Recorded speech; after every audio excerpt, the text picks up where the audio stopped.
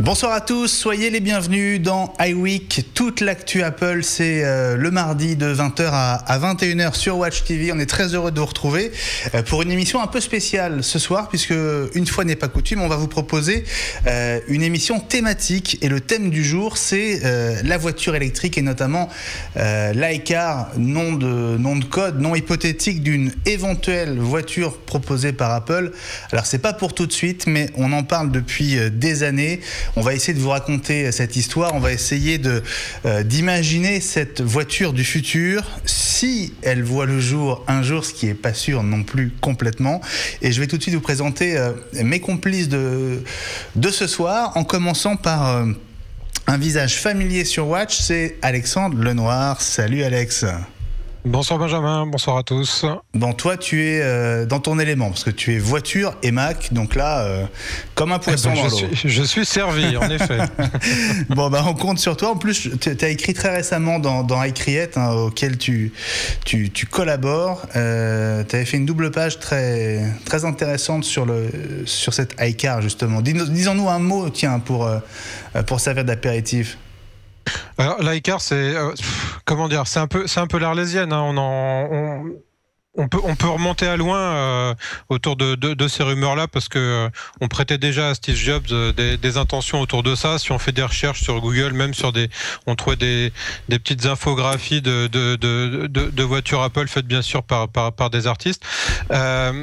L'enjeu, c'est de savoir donc aujourd'hui si elle va arriver, cette voiture.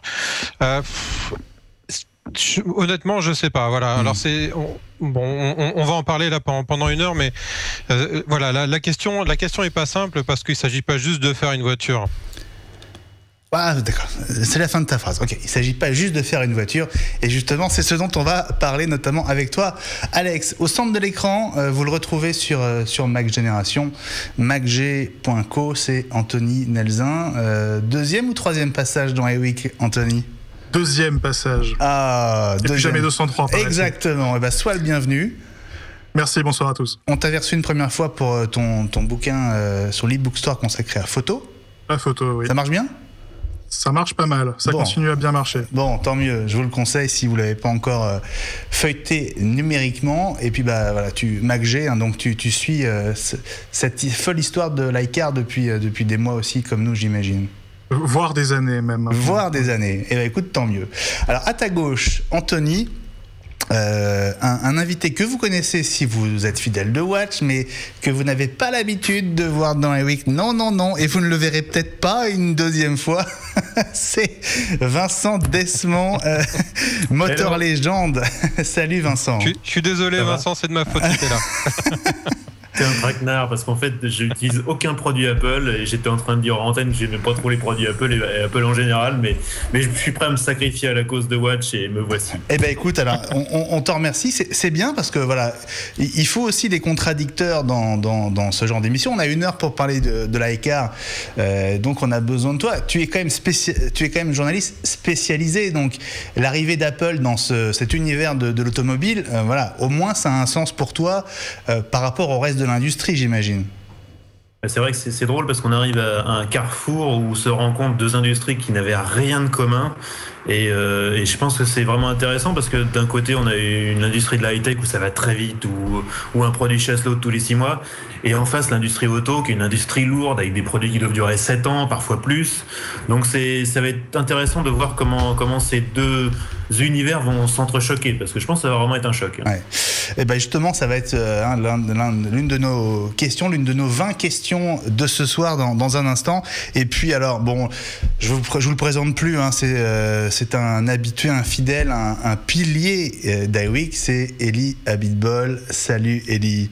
Bonsoir Benjamin, bonsoir tout le monde. Bon, toujours à Nice? Toujours à Nice.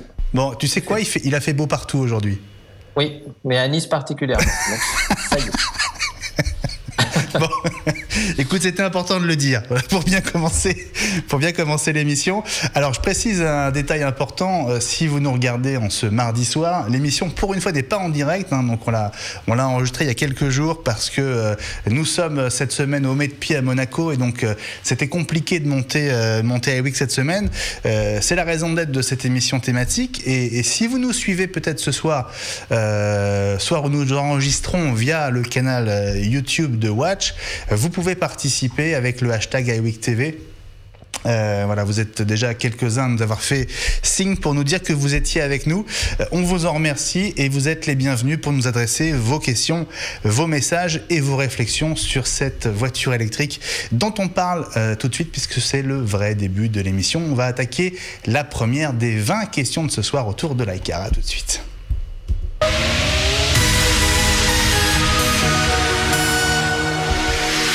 Bon, 20 questions, c'est évidemment hyper subjectif. Il y en a sans doute et évidemment beaucoup plus. La première de ces questions, la voici. Si j'arrive à vous la montrer, c'est pas évident que ça marche. Alors, attends, ah ouais non, tout a sauté, c'est pas grave. Alors on va recommencer. Vous savez quoi, je vais relancer un petit jingle, ça vous dit? Allez, vas-y. Hein, vous les aimez, hein. Allez. Ah bah non. Ok, c'est la journée bêtisier, Benjamin. Voilà, c'est bon. Tu la gardes. Bon, écoute, elle est bonne quand même cette question, donc on la garde.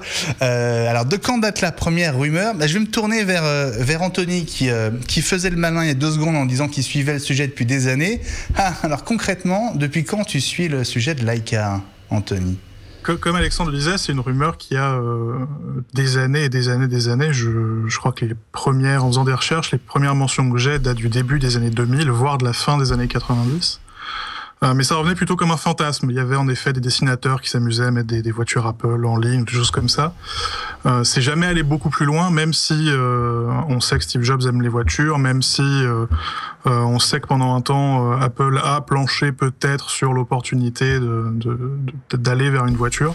Ouais. Ça ne fait que quelques mois que ça se précise, qu'on a des sources concordantes, des informations un peu tangibles, des preuves un peu plus tangibles, un peu plus réelles qui prennent corps. Ça c'est à peine quelques mois, je crois que c'est début février. Pas plus, quoi. Ouais, alors on va pas mordre sur la question numéro 2, évidemment, hein, ce serait tricher, mais Alex, même question, pour toi, ça remonte à quand, là, le premier signe, début d'indice? Alors, ce que dit Anthony est tout à fait juste. Le terme iCar est, je crois, hein, si je dis pas de bêtises et si je me souviens bien, apparu dans la presse aux États-Unis un peu au moment de la crise. Je crois que c'est PC World en 2008 qui commençait à parler d'iCar. À ce moment-là, il faut se rappeler que il y a beaucoup d'industriels qui se disaient que pour sauver General Motors, il fallait y mettre Steve Jobs à sa tête, ce qui évidemment ne s'est jamais fait. Et donc même le très sérieux PC World se demandait ce que donnerait un General Motors et une voiture produite par General Motors sous Steve Jobs. C'est dur à dire, hein, sous Steve Jobs. Oui. Voilà, je suis passé chez Soch. C'est exactement ça. Bon, je vais me tourner vers la légende vivante de l'écosystème Apple. Ellie, pour toi, l'iCar, en plus toi qui es un dingue de voiture, j'imagine que tu avais toutes tes antennes ouvertes depuis le départ. Ben c'est vrai, mais bon, j'avais entendu des rumeurs un peu comme tout le monde, mais rien de très sérieux et pas très crédible. Et c'est vrai que depuis le début de l'année, on entend des choses. Alors on a entendu parler d'une voiture, puis d'un van, et puis on a parlé électrique, parce que il y a quelques années, si Apple avait dû fabriquer une voiture, ça aurait probablement pas été une voiture électrique, puisque la technologie n'était pas là. Donc là, à l'heure actuelle, on en est à van et électrique. Ah, alors justement, donc tu abordes une des questions à venir. On va y venir, mais d'abord, vous voyez, la question numéro 2, elle est derrière moi. Voilà, ça commence donc, allez, on va dire 2000. Vous avez dit 2008. Moi, j'ai noté qu'en 2007, Steve Jobs avait évoqué l'idée de s'associer avec Volkswagen. On sait que Jobs était vraiment fan des marques allemandes, notamment des marques de voitures. Et Camille, qui travaille avec nous, a trouvé trace de cette idée qui lui a traversé l'esprit. Ça remonte apparemment à 2007. Alors, deuxième question, que sait-on concrètement de cette voiture? Vous savez quoi, avant que je me tourne vers vous pour vous poser la question et peut-être recueillir de votre côté des éléments de réponse, en fait, on va dire que la réalité de ce projet date de 2012. On est le 16 mai 2012 à New York et le monsieur que vous voyez au-dessus de mon épaule gauche, c'est l'ancien patron de Gap, membre du conseil d'administration d'Apple depuis 1999. Il s'appelle Millard Drexler. Il répond à une interview dans le cadre d'une conférence et il lâche ces 30 secondes qui ont, on peut dire, tout déclenché. On l'écoute. Who's designing the cars? They talk about expense, they talk about this, and then you say, well, who's designing the cars? Steve's dream before he died was to design an iCar, and it would have been probably 50% of the market. Voilà, le rêve de Steve avant de mourir, c'était de dessiner une iCar. L'homme qui parle donc n'est pas n'importe qui, hein. Il est au contact de Steve Jobs depuis 12 ans. 12 ans. Steve Jobs est mort 6 mois plus tôt. Et on peut dire que c'est quand même le jour où cette vague rumeur a quand même pris corps de manière, là pour le coup, très sérieuse. Hein. Qui veut prendre la main ? À peu près à la même époque, il y a le procès entre Apple et Samsung. Et Phil Schiller va à la barre pour témoigner. Il dit clairement, entre l'iPod et l'iPhone, on savait pas trop quoi faire. Et puis on s'est demandé si on pouvait prendre la recette du succès de l'iPod et l'appliquer à autre chose. Donc on est là en, je sais pas, 2003, 2004, 2005. Et parmi les secteurs qui citent explicitement, qui citent nommément, il parle d'un appareil photo et il parle d'une voiture. Donc c'est très clair, il le dit, c'est consigné dans les rapports de l'époque. Il dit on a un temps envisagé d'explorer ce qu'était le marché de la voiture. À la place, ils ont fait un téléphone.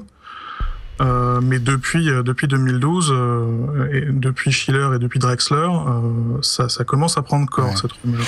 Est-ce que cette petite phrase, hein, finalement, ça dure 10 secondes, en fait, hein, très exactement. Est-ce que c'est une maladresse ou est-ce que vous pensez qu'il y avait une volonté de lâcher ce petit bout par un canal non officiel, mais quand même très bien informé, comme on dit?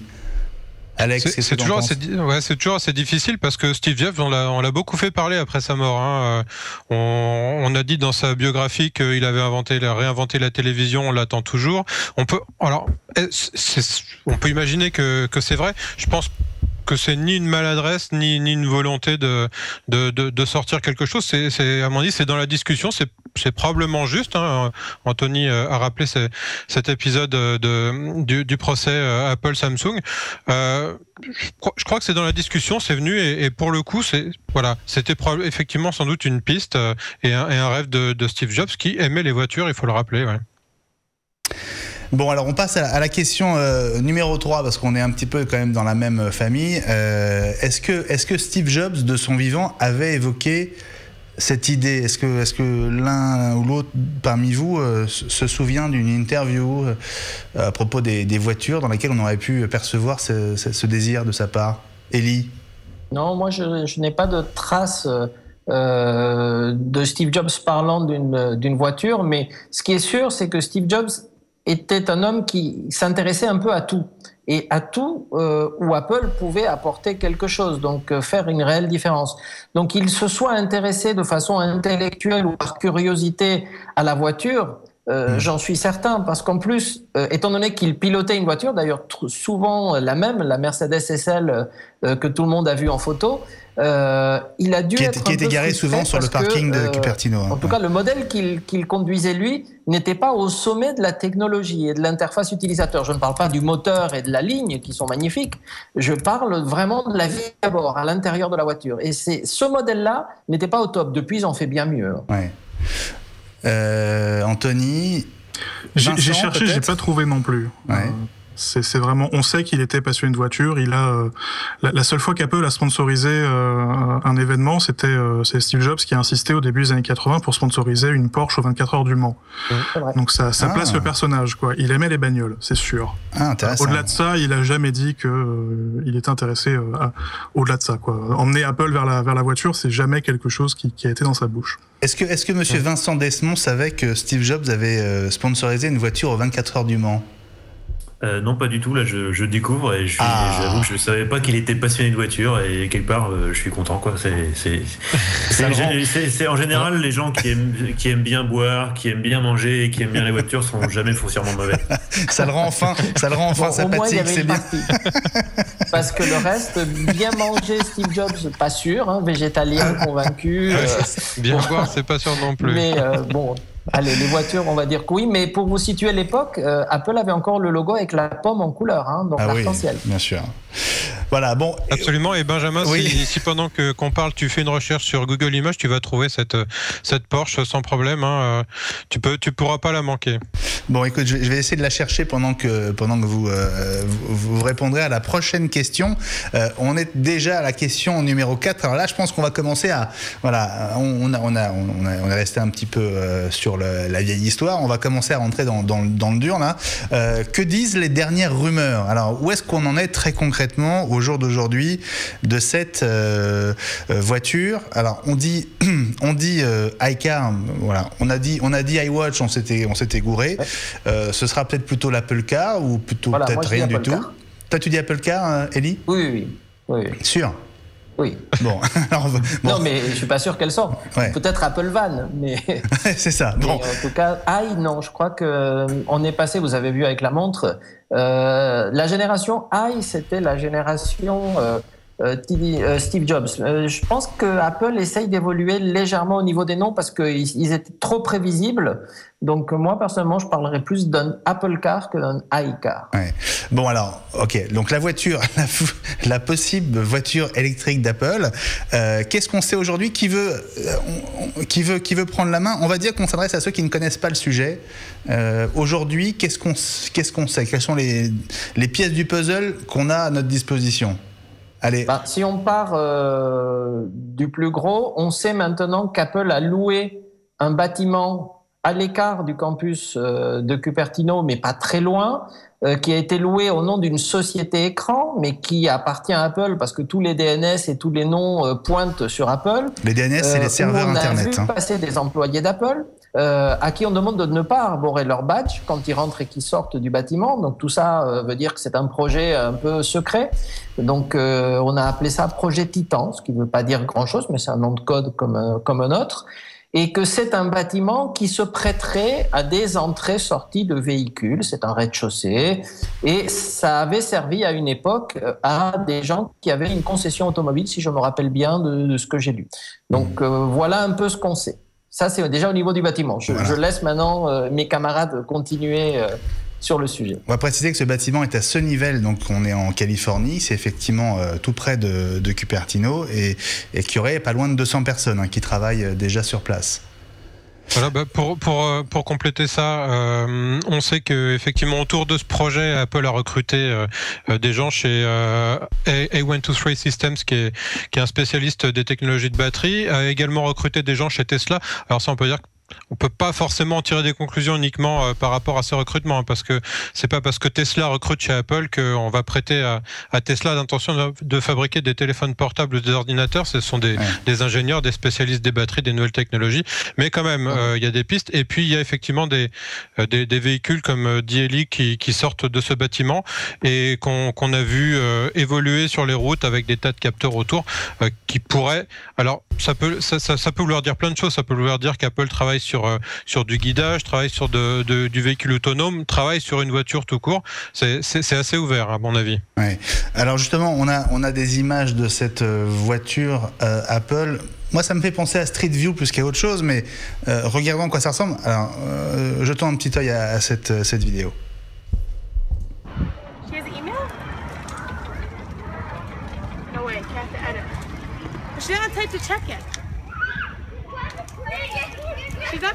Bon, la question c'est à quoi sert ce porte-bagages high-tech? Elle est intéressante cette vidéo parce qu'elle montre un peu comment la rumeur ça fonctionne. C'est peut-être juste des skis. Hein. Cette vidéo, elle est sortie quelques jours avant un article du Wall Street Journal qui disait que, justement, ce que disait Ellie, Apple avait un projet qui s'appelle Projet Titan. Et les gens ont eu tendance à prendre les deux informations et les mélanger ensemble alors qu'elles ont a priori absolument rien à voir. On est plus sur du Street View là, non ?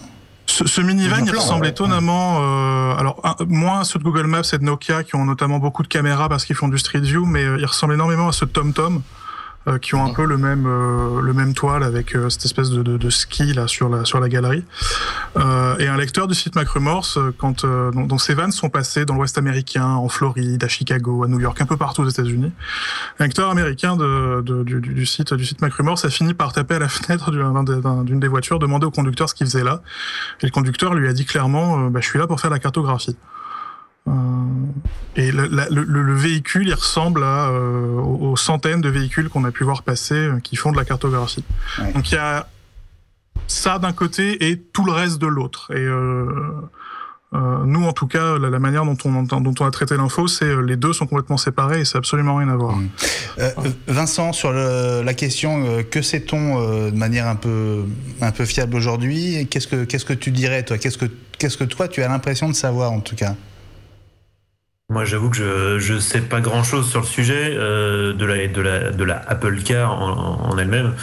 J'avoue que je suis assez dubitatif. Je vois pas trop l'intérêt d'Apple de se lancer sur le marché automobile. Parce que, on va peut-être aborder le sujet un peu plus loin dans la discussion, mais c'est... Les constructeurs automobiles, ils s'inquiètent pas forcément de voir de ces rumeurs-là, parce que ce que dit par exemple Carlos Ghosn, le patron de Renault-Nissan, c'est que lui, il adorerait faire les marges d'Apple. Sous-entendu, pour une marque comme Apple, quel est l'intérêt de se lancer sur un marché automobile où même la marque la plus performante qui est Porsche marge à 16%. Je pense que Apple marge à beaucoup plus sur tous les produits qu'ils vendent aujourd'hui en high-tech. Donc voilà, c'est une industrie compliquée avec beaucoup d'investissements à faire, des investissements très lourds pour un résultat qui est jamais sûr à l'avance. Ils vont se retrouver face à des géants qui font ça depuis 100 ans. Alors c'est peut-être un handicap dans certains domaines, mais c'est aussi une force, qui ont des armées d'ingénieurs qui connaissent les problématiques. On est aussi sur un marché qui est très régulé en termes de lois, de normes d'homologation, qui varient d'un continent à l'autre en plus. Donc ça me paraît, il y a sérieusement moyen de se casser la figure sur un marché comme ça, quoi. Ça me paraît très risqué. Bon, donc pas mal de points d'interrogation et de doutes en tout cas de ta part. En termes de calendrier, on a parlé de 2020, c'est ça pour Apple. C'est relativement tard par rapport aux autres projets de voitures venant de marques qui ne sont pas des constructeurs d'ailleurs. C'est tard, mais en même temps c'est incroyablement rapide. Oui. Si je dis pas de bêtises, le cycle de développement moyen, c'est 5 à 7 ans pour une voiture.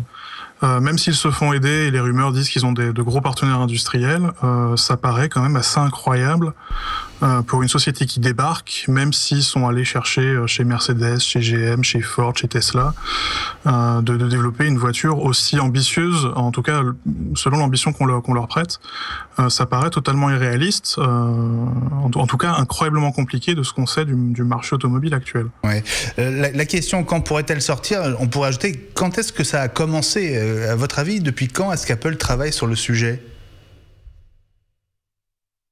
Bien malin qui peut le dire, hein, parce que entre on va dire discuter de la possibilité et puis ouvrir un centre de recherche pour le faire, déjà il y a un gap, et ensuite de là à ce qu'il sorte quelque chose de ce centre, si tant est que ce soit une voiture, effectivement il peut encore se passer quelques années. Là honnêtement je suis bien incapable de répondre à cette question. Pour revenir sur ce que disait Anthony, oui, alors 5 ans c'est vrai que c'est rapide. Maintenant c'est pas totalement impossible non plus, hein. On l'a vu avec Tesla, on peut commencer à faire des voitures assez rapidement et finalement on va dire faire une version 1 qui permet d'apprendre et ensuite améliorer le produit et son savoir-faire avec des versions 2, 3, etc. Exactement comme l'a fait Tesla, on en parlait tout à l'heure en antenne. Ouais. Bon, il y a beaucoup de questions, on le voit autour de cette voiture qui pour l'instant n'est surtout et surtout dans notre imagination. Le seul début de confirmation vient de cet extrait qu'on a entendu tout à l'heure de Millard Rexley, donc qui est au conseil d'administration d'Apple. Donc à ce titre, il est quand même censé être bien informé, et typiquement c'est le genre de personne qui serait au courant de ce genre de projet, évidemment. Alex, Anthony. Potentiellement. Après, le conseil d'administration n'est pas forcément, en tout cas sous Jobs, qui est la période qui concerne Drexler, le conseil d'administration n'est pas forcément mis au courant très très en avance des produits. Même sur une orientation stratégique aussi majeure que celle-là, arriver sur le marché des constructeurs automobiles, c'est énorme quand même. Même sur une orientation aussi stratégique que celle-là. Jobs était un roi de l'entourloupe à ce niveau-là, et son board son conseil d'administration était fait de manière à ce que ce soit une caisse de validation. Un bureau d'enregistrement, Voilà, c'était ses potes, quoi. Ce qui n'est pas le cas avec Cook. Voilà, justement. Visiblement, a l'air d'être beaucoup plus... dans ce cadre-là, d'être un PDG beaucoup plus conventionnel. Ouais. Bon, question numéro 6, je vous rappelle qu'il y en a 20 au programme. Quels sont les plus gros fantasmes que vous avez entendus ou que vous avez peut-être vous-même au sujet de cette voiture? Qu'est-ce que vous avez entendu de plus délirant, ou est-ce que vous avez vu des photos qui vous ont fait penser à des trucs vraiment délirants? Le truc le plus délirant que j'ai entendu, c'est Apple va faire une voiture. Oui, c'est ça. Vincent. Elle volera, non, sûrement. Oui. Tu sais que la voiture volante s'est crashée il y a quelques jours. Oui, c'est ça. Mais bon, on n'est pas en 2020 encore. Hein. Non, justement. C'est peut-être pour ça qu'il faut encore 5 ans. Non, il paraît qu'elle serait autonome, c'est-à-dire qu'elle se conduirait toute seule, mais maintenant, toutes les voitures, aujourd'hui, tous les constructeurs travaillent sur ça, donc c'est même plus un fantasme, hein. C'est une quasi-réalité. Ouais. Alors c'est ce que dit Elie est juste. Alors dans la voiture autonome, et Vincent va pouvoir rebondir aussi dessus, il y a quand même plusieurs paliers à franchir avant d'arriver à quelque chose, on va dire, d'utilisable au quotidien, de la sortie de chez soi jusqu'à l'arrivée au bureau. Voilà. C'est-à-dire que on sait faire rouler des voitures toutes seules sur des autoroutes, sur des voies rapides. Ça pose strictement aucun problème. Moi, je me souviens quand j'étais gamin, mon père travaillait à l'école des mines et ils avaient mis au point une voiture miniature qui suivait déjà des lignes sur la route toute seule. Hein. On était dans les années 80 et des petits capteurs savaient déjà faire ça. Aujourd'hui, on l'industrialise avec évidemment plus d'intelligence et en tenant compte de beaucoup de contraintes. Voilà. Mais la voiture autonome va devoir apprendre déjà à parler aux infrastructures, ensuite à se parler entre elles et apprendre à réagir comme un être humain en ville. Parce que sur autoroute, c'est assez simple de rouler droit et de suivre des lignes. Ça va commencer à devenir un peu plus compliqué quand il faudra doubler. Mais voilà, il y a énormément de contraintes d'intelligence qu'aujourd'hui on ne sait pas encore mettre dans un système informatique. Ouais. Bon, on n'a pas encore parlé trop de fantasmes. Si, la voiture volante, c'est pas mal dans le genre. La voiture qui se conduit toute seule, effectivement, Elie, tout le monde travaille dessus. Est-ce que la voiture la voiture de retour vers le futur, la voiture qui roule avec, on met dedans des détritus et ses déchets, est-ce que c'est envisageable, par exemple? Avec un réacteur à fusion, mais peut-être pas dans les 20 prochaines années. La plupart des rumeurs qui entourent la voiture, finalement, c'est des rumeurs sur les batteries. Et ce qu'on dit des avancées d'Apple dans le domaine, c'est des avancées qui sont plus grandes dans quelques années que les 30 dernières années. Ce qui est pas le cas historiquement sur le domaine des batteries, où il faut 3-4 siècles pour obtenir ce qu'on a aujourd'hui, et où on avance à tout petits pas. Ouais. Et là, visiblement, Apple se serait entouré d'une armée d'ingénieurs et serait allé chercher les ingénieurs ailleurs pour arrêter de faire des sauts de puce et là faire des mondes géants. Ça, c'est peut-être le plus gros. C'est pas forcément sexy, mais c'est peut-être le plus gros fantasme qui entoure cette voiture, c'est que ce serait peut-être la première avec des batteries à peu près potables. Ouais.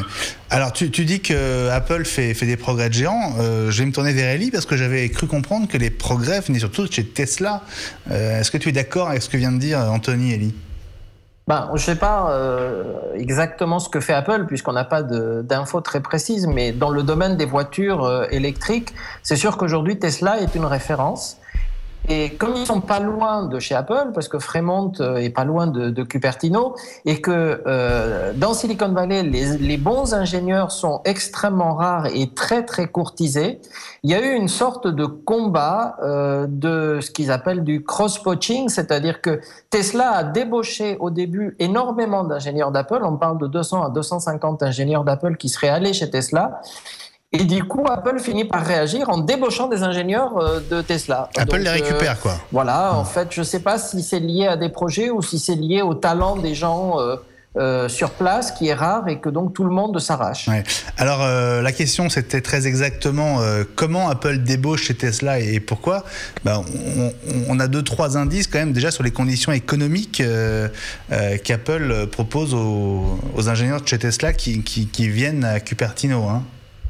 On a parlé d'une petite prime d'embauche, mais qui marchait dans les deux sens, de l'ordre de $250 000 juste pour signer le contrat. Voilà. Ouais. En sachant que le salaire moyen d'un ingénieur qui démarre à Silicon Valley, que ce soit chez Tesla ou chez Apple, c'est $11 000 par mois, hors prime et bonus, ce qui est quand même assez intéressant. Hein. Ouais. C'est un bon salaire, même si on sait que la vie coûte cher dans la vallée, mais c'est quand même des beaux salaires. Hein. Et j'ai cru comprendre qu'il y avait aussi 60% d'augmentation du salaire de l'ingénieur Tesla qui vient chez Apple. Donc voilà, l'un dans l'autre, ça fait quand même deux bonnes raisons de réfléchir et peut-être soit de revenir chez Apple, soit d'y aller tout court.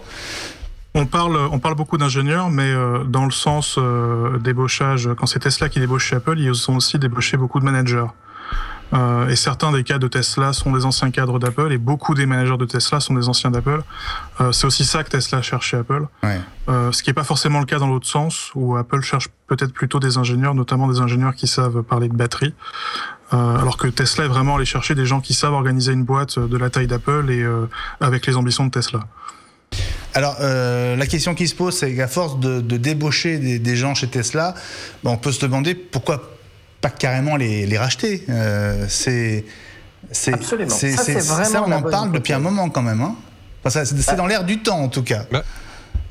Parce que ce que disait Vincent tout à l'heure, à mon avis, fait partie... Quand on parlait de la voiture Apple tout à l'heure, aujourd'hui, il manque quelque chose à Apple d'énorme. Je suis sûr qu'ils ont la capacité technologique d'innover dans ce domaine, mais pour fabriquer une voiture, il faut une usine. Il faut des chaînes de montage, il faut des robots, il faut des tas de choses qui ne s'improvisent pas, même si Apple est très très riche. Et aujourd'hui, il se trouve que juste à côté d'Apple, il y a une société qui s'appelle Tesla, qui est certainement pas très chère vu les finances d'Apple à racheter, puisqu'on avait parlé de 30 milliards. Mais pour 30 milliards, ils achètent tout, c'est-à-dire qu'ils achètent les usines, ils achètent tout ce qu'il faut pour produire une voiture tout de suite, alors que s'il faut les développer à partir de zéro et les construire, ça coûte très cher et en plus il faut beaucoup de temps. Donc, est-ce qu'Apple pouvait racheter Tesla? Oui, d'une signature de chèque. Ouais. Maintenant, pourquoi est-ce qu'ils l'ont pas fait? Je ne sais pas, mais ça avait du sens. La question, elle est peut-être simple, c'est est-ce que Tesla est à vendre? Tu sais quoi, Anthony, on va laisser Elon Musk, le PDG de Tesla, répondre à cette question. C'était l'année dernière chez nos amis de Bloomberg et justement il était interrogé sur ces rumeurs de négociations, de discussions en tout cas en cours avec Apple. On l'écoute. We had conversations with Apple. I can't comment on whether those revolved around any kind of acquisition. Are you for sale? If there was a right price, are you for sale? I think that's very unlikely. Because we need to stay super focused on achieving creating a compelling mass market electric car. And I'd be very concerned in any kind of acquisition scenario, whoever it is, that we've become distracted from that task, which has always been the driving goal of Tesla. Voilà, bon, c'est l'usage de pas dire qu'on va être acheté. On attend que ce soit fait pour le dire. Il est hyper prudent. C'est aussi une manière de faire monter un peu les enchères. Oui, en fait, c'est un commentaire à une chaîne, en sachant que Tesla est une société qui a des actionnaires comme Apple et que tout commentaire du PDG peut influer sur le cours de l'action instantanément. Donc, ils sont obligés, ils sont super cadrés. Maintenant, dans cette hypothèse qui a été évoquée en début d'année, on a aussi beaucoup parlé du fait que Elon Musk est aujourd'hui considéré comme presque le digne successeur de Steve Jobs, en tout cas l'homme le plus visionnaire des États-Unis, et que tout le monde le voyait PDG d'Apple pour insuffler à nouveau un esprit d'innovation. Et peut-être que Tim Cook, il n'a pas envie de voir débarquer un PDG dans sa boîte, surtout si c'est lui qui paye. Ouais. Il y a un risque. Ils ont beaucoup de choses en commun, hein, mais surtout, ils savent Steve Jobs et Elon Musk savent raconter des histoires et les vendre. Il y a ça. Et Elon Musk est quelqu'un qui raconte très bien les histoires. Parce que si on retire, on va dire le côté un petit peu technologique autour de ces voitures. Finalement, Tesla ne fait que faire des voitures, comme on pourrait dire que Apple ne faisait que faire des ordinateurs. Mais il y a l'emballage qui est autour, qui est assez joli. Elon Musk raconte très bien les histoires. Bon, on va revenir à l'Apple Car ou à l'iCar elle-même. Je regarde vos messages sur Twitter avec Sam que je salue et qui croit davantage comme toi, Ellie, à Apple Car hein, plutôt que iCar qui effectivement fait un peu année 2000 maintenant, voire avant. Et il se demande s'il n'y aurait pas 3 modèles d'Apple Car comme il y a 3 modèles d'Apple Watch avec de la personnalisation possible. C'est vrai que c'est la grosse tendance du moment. Alors la question numéro 8, vous la voyez derrière moi. Que vaut la rumeur d'un minivan électrique ? Tu le disais en début d'émission, Ellie, c'est effectivement une des pistes dont on parle beaucoup en ce moment. C'est ce qu'on a lu, surtout on a plus parlé d'un van que d'une voiture, en sachant que les vans sont extrêmement populaires aux États-Unis, donc beaucoup plus qu'en Europe. Ouais. C'est curieux quand même. Enfin, le van, on dirait pas. Enfin, ça fait un peu démodé, non ? Je m'adresse aux spécialistes automobiles, là, Alex et Vincent. Je vais laisser Vincent en parler. Mais c'est vrai qu'il y a un côté. Alors, le van peut être très sexy. Hein, on pensait au projet de microbus de Volkswagen qui n'a jamais vu le jour, qui aurait dû succéder d'une certaine manière au bully, au combi. Voilà, le van peut être sexy, mais c'est pas l'image qui s'en dégage en priorité. Ouais. Vincent.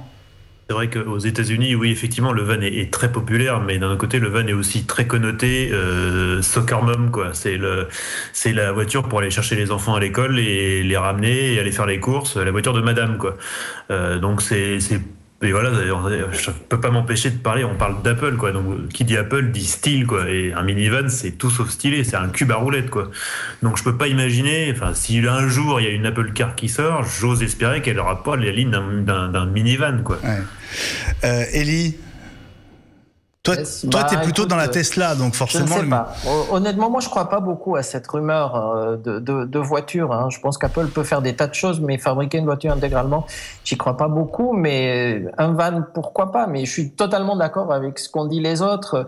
C'est-à-dire que le van, c'est pas très sexy. C'est effectivement une voiture qui a une connotation plutôt féminine. Mais ceci dit, il y a beaucoup de femmes qui aujourd'hui achètent des voitures. Et aux États-Unis, ça pourrait être la voiture numéro 2 ou numéro 3. Laisser la voiture principale, racée, stylée, etc., pour satisfaire les égos américains, les gros moteurs, les V8, les V12, etc., et puis laisser une voiture un peu plus raisonnable comme voiture numéro 2. Maintenant, la Californie en particulier est très sensible aux problèmes d'énergie, et ce qui est sûr, c'est que électrique, c'est pratiquement certain, quelle que soit la taille, elle serait pratiquement électrique. Et si elle devait sortir aujourd'hui, en tout cas dans cette période, on peut parier sur 3 couleurs, puisqu'on parlait de 3 modèles comme dans les Apple Watch, on pourrait parier de 3 couleurs, une Space Gray, une Silver et une Gold. Allez, tant qu'à faire, une voiture aussi. Bon, est-ce que ça pourrait ressembler à ça, par exemple ? Bon, c'est plus du van, hein. On n'est plus dans le minivan. Bon, c'est Driss qui pourrait nous répondre. Ça ressemble plus à une moto à 3 roues qu'à une voiture ou à un van. Alors, le minivan, c'est un terme qui est employé uniquement le Wall Street Journal. Et je pense que c'est, comme je disais tout à l'heure, un peu l'apparition des minivans pour la cartographie qui s'est télescopée avec le reste. Quand Reuters corrobore les infos du Wall Street Journal quelques heures plus tard, la seule info qui corrobore pas, c'est la forme, c'est le minivan. Donc ça, je pense que c'est une erreur du Wall Street Journal ou une manière de surfer sur la vague de il y a des minivans Apple et que personne ne sait à quoi ça ressemble parce que même chez Apple, personne n'a jamais encore posé un crayon sur un papier pour commencer à dessiner les lignes de cette voiture. Alors, l'homme qui décide de tout chez Apple, c'est Tim Cook. Et la question numéro 9, elle est la suivante. Est-ce que Tim Cook a déjà exprimé un intérêt pour ce marché de la voiture ? Est-ce que ça suit un petit peu les questions du début de l'émission, mais est-ce que lui s'est déjà prononcé un tout petit peu ou pas du tout sur cette question ? Apple s'intéresse à la voiture à travers plusieurs fois, à travers CarPlay. Pas en même temps, pas en même temps. Des réponses un peu évasives en disant que Apple s'intéressait à beaucoup de technologies, mais il a jamais dit franchement la voiture est un domaine d'intérêt pour Apple. En tout cas, pas que j'ai lu. En fait, si, il l'a dit une fois. La seule référence directe que j'ai trouvée, c'est un coup de fil qu'il a passé à un présentateur américain très connu qui fêtait l'anniversaire de son émission, qui s'appelle Mad Money. Oui, on en a parlé d'ailleurs. Qui est une émission d'information économique. Et Tim Cook disait qu'il était en ce moment intéressé par 3 choses. La santé, c'est en cours. La domotique, ça commence peut-être à être en cours. Et la bagnole. C'est la seule référence directe que j'ai trouvée dans sa bouche. C'est énorme. Oui. C'est énorme. Bon, merci. Est-ce que quelqu'un sait quelle voiture conduit Tim Cook? Parce que Steve Jobs, on savait tous, mais Tim Cook, il conduit quoi? Eh ben, je sais pas. Moi non je sais pas. Peut-être qu'il conduit pas. Si quelqu'un sait. Il a peut-être un chauffeur. Est-ce qu'il conduit? Parce que c'est un fan de vélo. Ça, il vient en France pour le Tour de France presque chaque année. Ah bon? Est-ce qu'il conduit? Oui. Sérieux? C'est un grand fanatique de vélo. Tu plaisantes? Non, je plaisante pas. Tim Cook suit le Tour de France en France? Oui. Ouais, non. Tim Cook est fan, il carbure au bar énergétique et il est fan de vélo et notamment c'est un grand amateur d'Armstrong et pendant les années Armstrong, il faisait le déplacement en France pour suivre une partie du Tour de France. Incroyable. Bon, ils vont peut-être plutôt faire un vélo qu'une voiture. Voilà. Bon, puisqu'on en est aux fondamentaux, est-ce qu'Apple peut réinventer la voiture de la même manière qu'ils ont réinventé le baladeur, le téléphone, la montre, voilà. Qu'est-ce qu'Apple peut révolutionner selon vous dans ce secteur de l'automobile? Je vais peut-être me tourner vers Vincent, parce que c'est ce que cherchent tous les constructeurs depuis des années. Et je crois que c'était au CES, début janvier, que Mercedes a montré ce prototype de voiture tellement différent quand même pour une fois. C'est vrai qu'à chaque fois qu'ils ont démarré sur un marché, ils l'ont révolutionné, que ce soit par le style, par les usages, par l'ergonomie. Et voilà, on a effectivement, je pense qu'il y a que eux qui ont cette capacité d'innover, et il y a qu'eux qui peuvent imaginer l'Apple Car. Maintenant, est-ce que l'industrie automobile s'est enfermée dans une espèce de mécanique sclérosée? Est-ce qu'ils sont de ronron? Voilà, et ça ronronne. Ils ont 4 roues, un moteur, ça fonctionne. Pourquoi changer? Bon, d'un autre côté aussi, à chaque fois les rares fois où on s'est un petit peu éloigné du schéma classique, on s'est retrouvé avec des voitures qui finalement n'étaient pas terribles, moins bien que les rivales. Donc, je crois que mine de rien, le mouvement brownien a fini par cesser et on s'est stabilisé autour d'une formule qui fonctionne et qui satisfait aujourd'hui tout le monde. Maintenant, voilà, la force d'Apple, ça a toujours été de repartir d'une feuille blanche et de réinventer un produit en fonction de ses usages. Donc, mais c'est intéressant parce qu'on parlait tout à l'heure, on parlait du champ de la domotique ou de l'habitation. On n'imagine pas Apple construire une maison. Je pense que ce qu'ils peuvent apporter, c'est ils vont pas construire une voiture, ils vont améliorer les interfaces. On sait qu'ils sont très forts là-dessus. Donc peut-être que leur CarPlay c'est un premier pied là, dans ce domaine-là. Pour se mettre un peu chez les constructeurs et puis explorer d'autres voies avec eux. Je veux dire, il y aura des gros progrès dans les années à venir en termes d'interface homme-machine dans les voitures. Il y aura des voitures où on pourra commander des choses par la gestuelle, par la voix, évidemment, ça commence déjà à être le cas.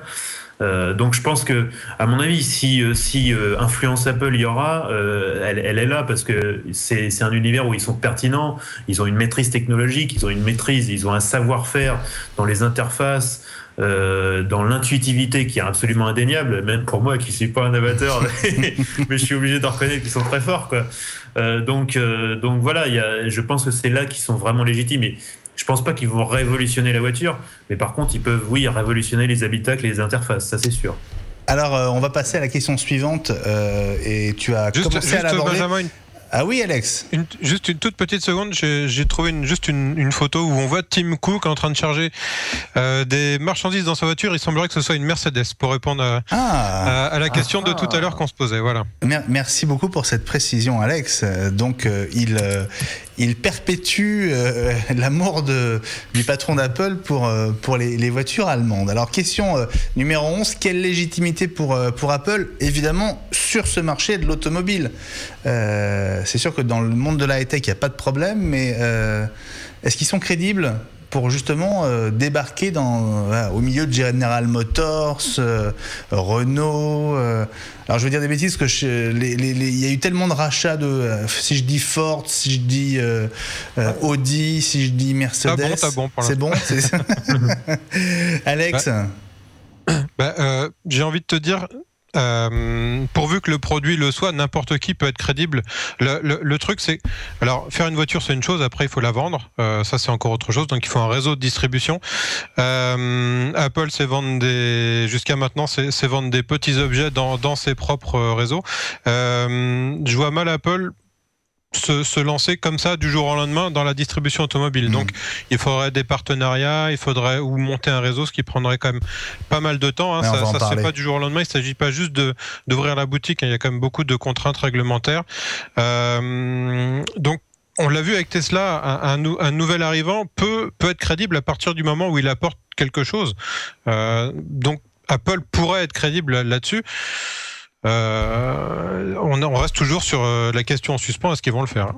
Et maintenant, relativisons, parce que je suis totalement d'accord. Tesla a été possible parce qu'il y avait Elon Musk à la tête, qui est vraiment presque la réincarnation, j'exagère, de Steve Jobs, mais en tout cas, un visionnaire comme Apple aujourd'hui n'en a pas. Même si ils ont des designers de génie comme Jonathan Ive, même s'ils ont des planificateurs et des organisateurs de génie comme Tim Cook, la vision globale telle que peut l'avoir Elon Musk ou telle que l'avait Steve Jobs, c'est un autre niveau. Et puis n'oublions pas un truc, c'est que même si Tesla est une société géniale qui a repensé la voiture à partir de zéro, ils ont quand même vendu 50 000 voitures. Donc ça fait rire Nissan et Toyota et quelques autres.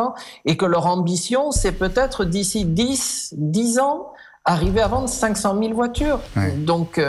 Apple va pas sortir une voiture pour en vendre 40 000 dans l'année. C'est pas dans le système Apple, quoi. Pour mettre un peu en perspective, un groupe comme Toyota ou General Motors, ils vendent 9 millions de véhicules chaque année dans le monde. 9 millions versus 50 000, quoi. Voilà. Alors justement...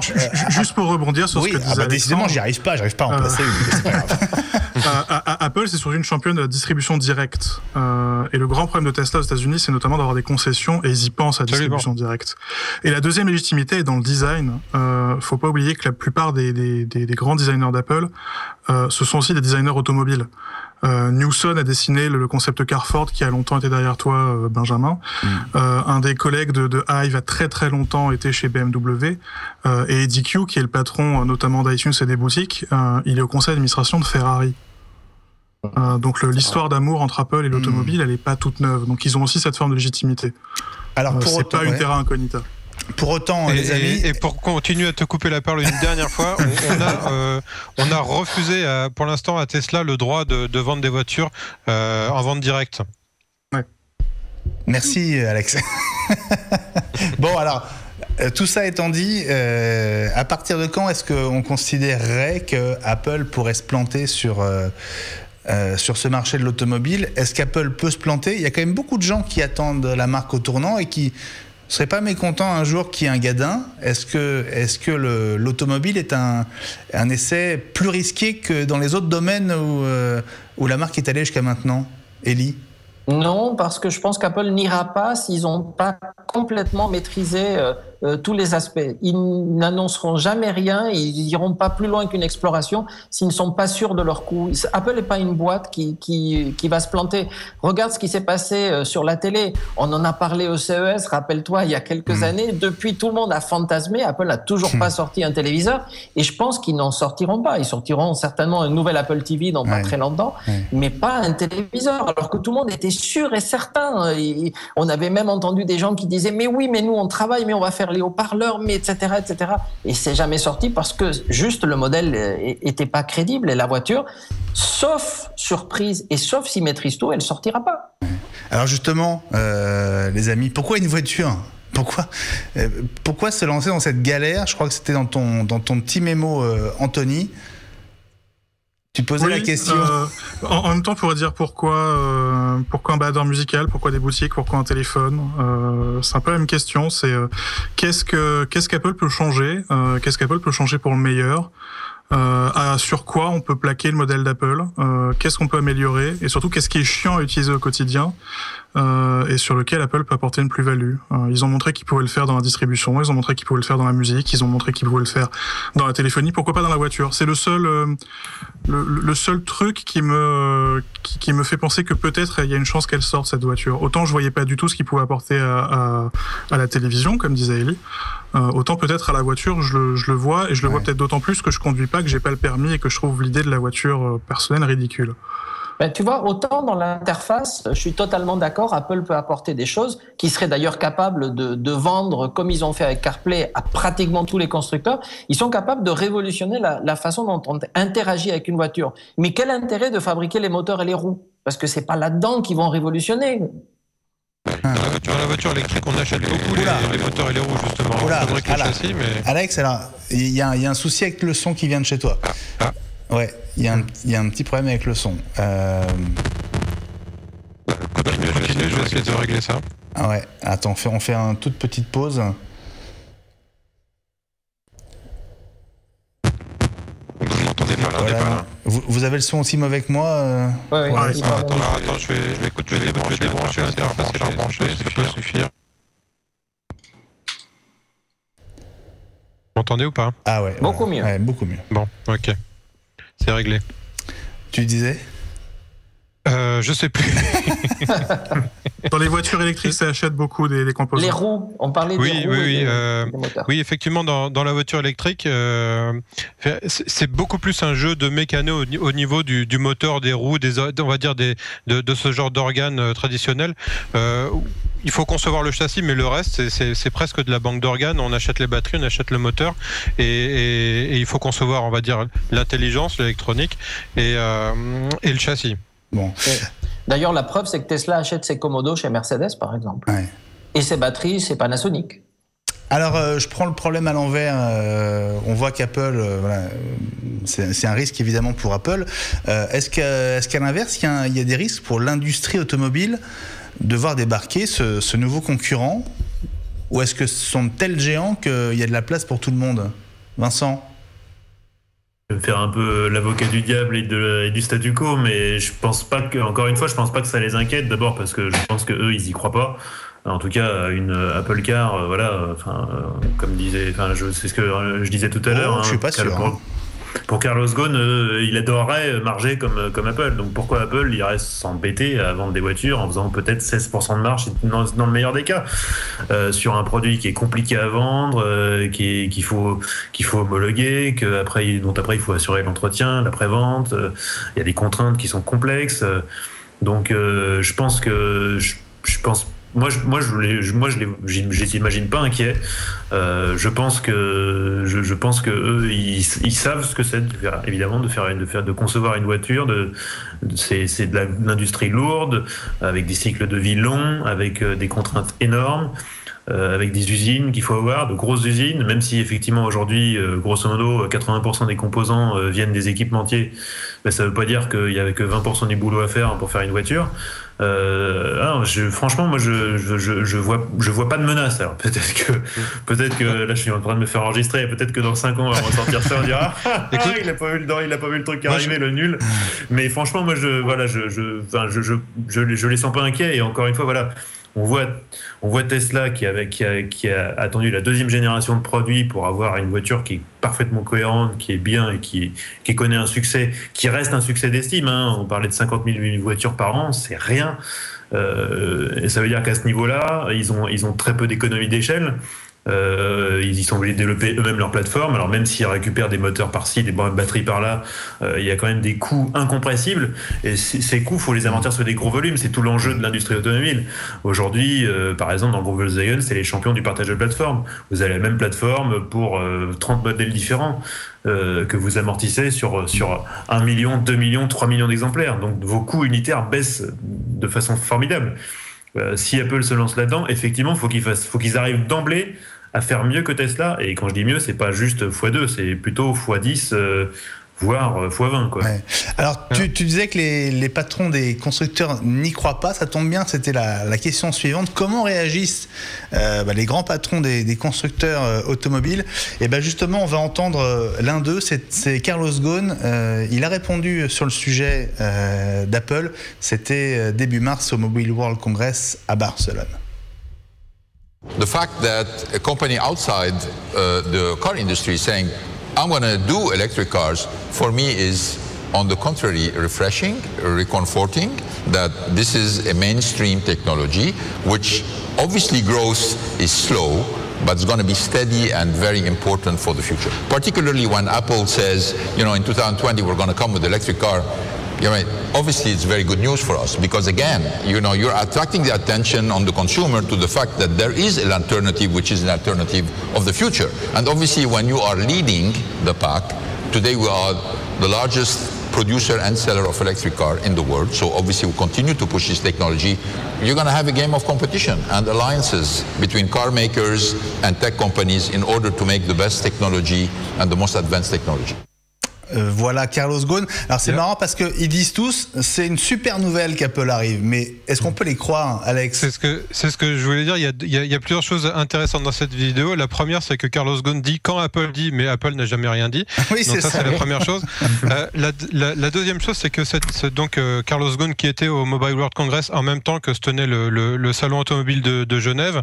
Vincent était comme moi à ce salon à Genève. On y était également l'année d'avant où Apple y avait lancé CarPlay. Cette année, en me promenant chez le constructeur, je n'en ai entendu aucun prononcer le nom d'Apple, strictement aucun. Donc voilà, ça montre à peu près où ils en sont avec Apple. Mais est-ce que ça veut dire que ils font l'autruche ou au contraire pour l'instant il n'y a pas de sujet? Moi, je pense que pour l'instant, il n'y a pas de sujet. Ouais, pour l'instant, il n'y a pas de sujet. Alors, question numéro 16, et on va devoir mettre la pédale sur l'accélérateur parce qu'il nous reste officiellement 2 minutes pour 4 questions, ou même 5, ça va être très dur. Allez, vous avez droit à 20 secondes. Celui qui prend la main a 20 secondes pour répondre et on passe à la suivante. Quels alliés potentiels pour Apple pour construire cette voiture? Qui veut prendre la main? Vincent? Anthony? Le Wall Street Journal parle d'un fabricant autrichien qui s'appelle Magnaster, qui est un peu le Foxconn automobile. Ils développent des plateformes, ils aident aussi des constructeurs à fabriquer des véhicules entiers.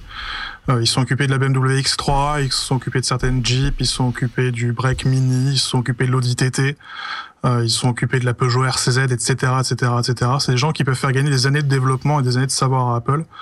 Mais pour le moment, c'est la seule bribe d'infos qu'on a et on nage dans le noir complet pour tout le reste. Bon, suivant, question 17. Quel est le principal rival pour Apple dans ce projet? Est-ce que c'est Tesla? Est-ce que c'est Google? Ou est-ce que c'est quelqu'un d'autre? Élie, Alex, Vincent? Moi, je dirais plus Tesla que Google. Parce que Tesla a fait la démarche d'Apple, c'est-à-dire qu'ils sont partis d'une feuille blanche, ils se sont dit on veut construire une voiture électrique et on veut construire la meilleure voiture électrique qui soit possible. Ils sont partis vraiment d'une feuille blanche. Et ils vont y arriver. Le modèle actuel est déjà bien. Bientôt, il y en a un nouveau qui arrive, qui est plus un SUV pour le marché américain et chinois.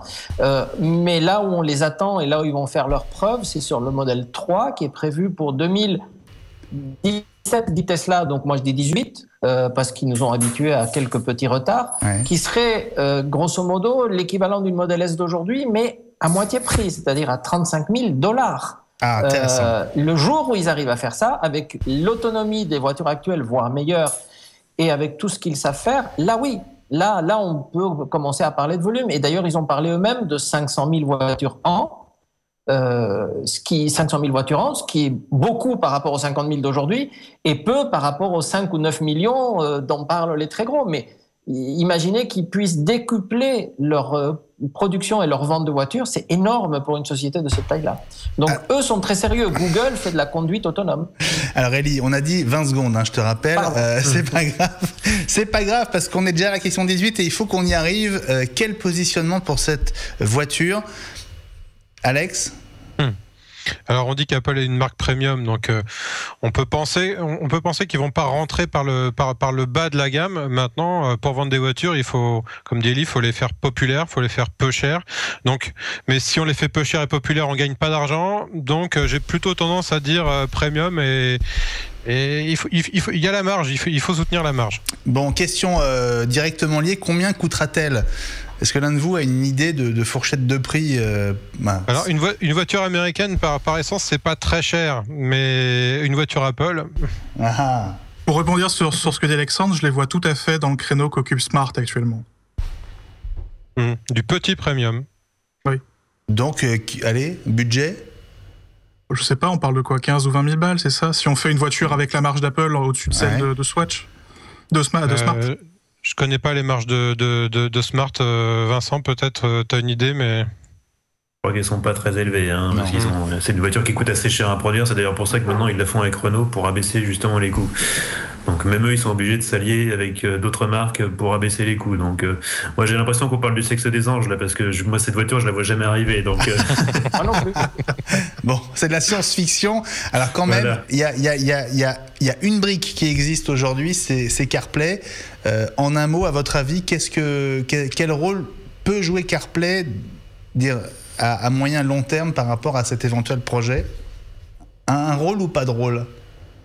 Steve Jobs disait que, du temps de l'iPod, il disait que la BMW c'était le meilleur accessoire de l'iPod. Et ben voilà, la voiture Apple sera le meilleur accessoire de l'iPhone. Voilà. Bon, on va en rester là. On va terminer sur cette conclusion très vite. Tu nous as fait un 0 à 100 en 5 secondes, Anthony. C'était absolument génial. Merci beaucoup. C'était très sympa de passer cette heure avec vous autour de cette idée qui ne verra peut-être jamais le jour de l'iCar d'Apple. Merci beaucoup à vous quatre. Alex, salut. À très bientôt sur Watch. À bientôt. Anthony, on te retrouve sur MacG, évidemment. Merci beaucoup. Vincent Desmond, finalement, t'es plutôt pas mal. Hein. Tu reviens quand tu veux dans iWeek. Ça marche. Et puis Eli, on te salue. Profite bien de la piscine et du soleil du côté de Nice. Salut à tous les quatre. Et nous, on se retrouve la semaine prochaine, mardi, 20h, 21h sur Watch TV pour iWeek. Très bonne fin de soirée, très bonne journée. À bientôt.